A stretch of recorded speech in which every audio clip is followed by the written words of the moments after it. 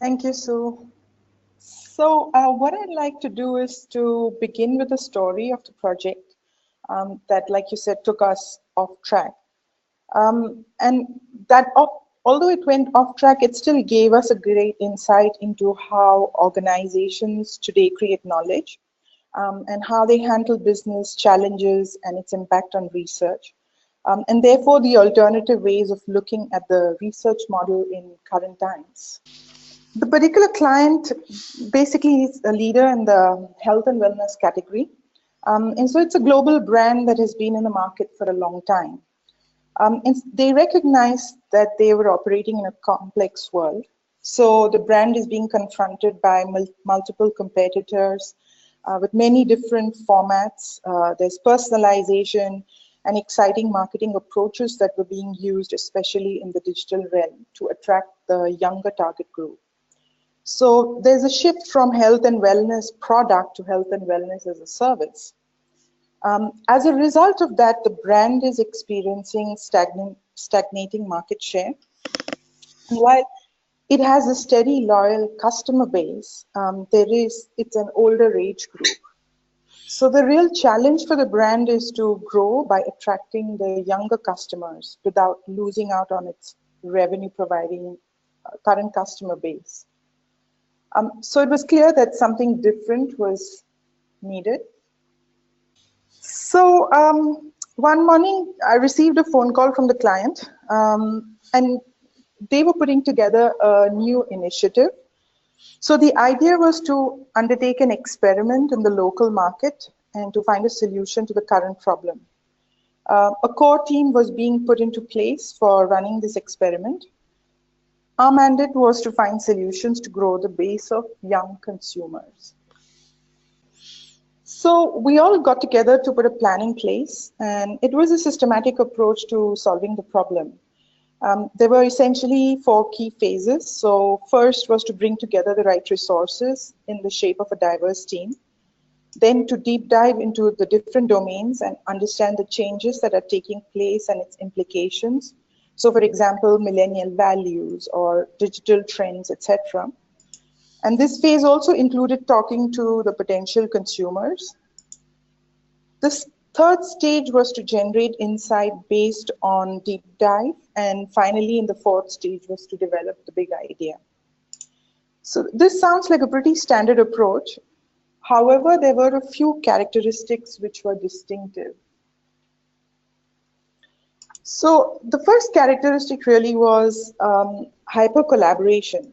And we were a core team of 3 people representing the client, the external digital communications partner, and us, the consumer insight people. We were all equal partners and able to design our own course. So the focus was on the outcome for the brand. The second aspect of this was to achieve better with less. So the idea was to stay focused on the local market and develop a success case at a small scale before we began to replicate this through the region. Essentially, the mindset was to have the opportunity to stretch the boundaries of what we can do while still containing the risk. The third aspect was a balance, and this was a balance between consumer insight and seeking inspiration from outside the category. So before we spoke with consumers, we spent time looking at other category cases, decoding these, and developing hypotheses. Armed with this, we thought we had all the makings of an exciting and great project. However, we were very much like Dilbert in this case. And there were 3 different issues that kind of changed the course of this project. The first one was really that there was an intense pressure on the brand to improve performance. So this in turn led to escalating pressure on our initiative. As a result, rather than staying focused as an experiment at the local level, midway through the project, it became a regional initiative. And the implication of this was that the project lost its edge because its ability to take risk in a small market was diminished. The second issue, and this was quite an interesting one for the project, which was that Currently, we operate in times where skills are becoming extremely fragmented. That means that there's many different subcategories of expertise. And clients in this time of change and transformation, they want to tap into the expertise, especially if it helps them navigate the new world. So on this project, although we had a core team, as the project evolved, it began to attract additional people. And so the project was anyway one of hyper collaboration, but due to the multitude of specialist skills, we had an ongoing slew of different perspectives and inputs coming in. And the final kind of issue we had is that we tried to ensure a good balance of insight and inspiration. However, in the pursuit of an innovative solution, the project became more ideas-driven rather than generating a flow of knowledge that would eventually lead to real change. So it was interesting, and I came across this data, which is that this problem of a mismatch between brand intention and consumer impact isn't a unique one. So if you look at this data from the DEG digital study, it shows a gap in what brands think they're achieving versus how consumers perceive it. And we kind of encountered a similar sort of a gap in our project. So this experience actually made us aware of a few things.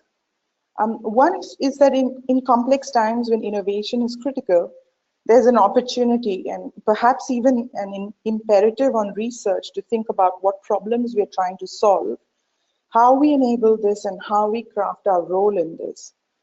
The current model of research is a linear model. So we've got research which becomes a filter between the brand or the business objective and the consumer operating within the confines of a category. It's not inspiration driven. Also, it's too focused on knowledge transfer from researcher to the client rather than knowledge creation across different parties, organizations, and individuals. So the question is, in complex times, are there other models of research? And our perspective on this is to think about research as a journey of learning. What do we mean when we say a learning journey? So to us, a journey of learning, it's something that's designed. It's a very intentional process which has been developed for individuals or teams to discover and to achieve a purpose. And it's also, the process is something that helps to regulate the flow of thinking, energy, and interaction. So the intention is really to lead to action, not just to know more.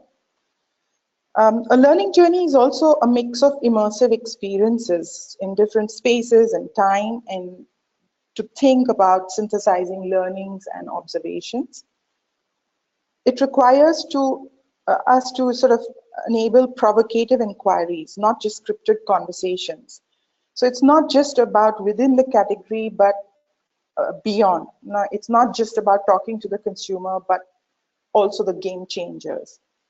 And finally, a journey of learning is both a collaborative process, which includes a diversity of skills, knowledge, yet it's very deeply individual, and it allows for more personal reflection and change. So through the idea of a learning journey, we propose a different mental model for research. A mental model that is better equipped to make sense of rapidly flowing complexity and the change that impacts a brand's worldview. So at the moment, research, as I said, it's a linear process with research objectives to address. A learning journey model is structured, but it is structured to allow for possibilities and making meaning, and to formulate the worldview for the brand. A learning journey model requires an enactment of a collaborative journey. It's not a provision of a service. And it's time-bound, but it provides time and space for both thinking and doing that can question the status quo. So it's something that enables self-directed learning leading to behavior change, not just a sharing of learning. Essentially, it's something that moves us to a new unknown state. through the application of individual as well as group effort.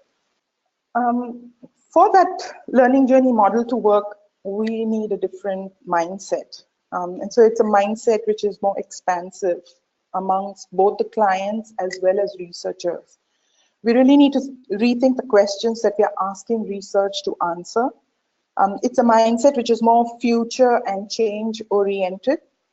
A mindset that requires people to be open to uncertainty and risk. And finally, a mindset that allows us to develop and use intuition, not just data.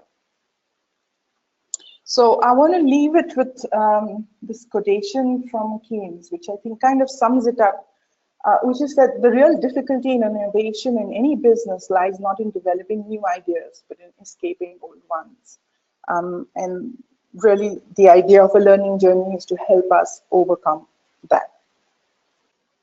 Thank you very much, Manisha.